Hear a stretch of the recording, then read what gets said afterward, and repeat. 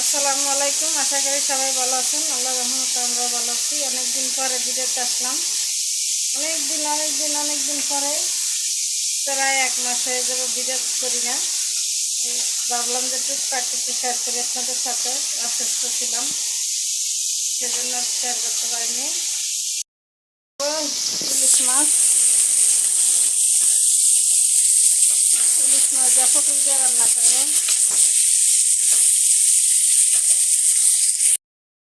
ইলিশ আর এই জায়গায় এসে ভাত, আর এখানে এসে ডাল।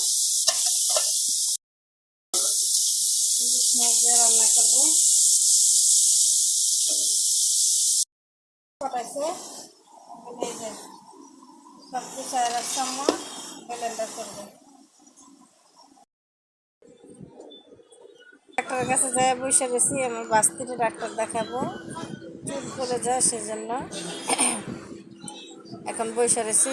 না আসবে ওরা, যে আমি বসে আছে, আমি একাই বসে রয়েছি হসপিটালে।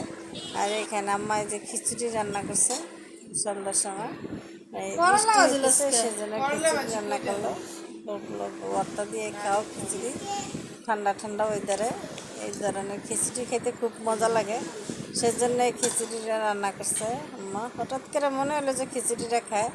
আর এখানে আমি ভাইয়ের বাসায় আসছি, এই যে বাস্তিরি নিয়ে বসে আছি। ছোটো মানুষ তো, ওর নিয়ে বসে থাকি, কী করবো। ও দুষ্টামি করে, কারেন্ট ধরে, এটা ধরে এটা ধরে, সেই জন্য আমি কী করে ওরা নিয়ে বসে থাকি। আর এই যে আমরা যাইতেছি ভাইয়ের বাসায়। সবাই ভালো থাকবেন, সুস্থ থাকবেন, আমাদের জন্য দোয়া করবেন। আমরা সবার জন্য দোয়া করি।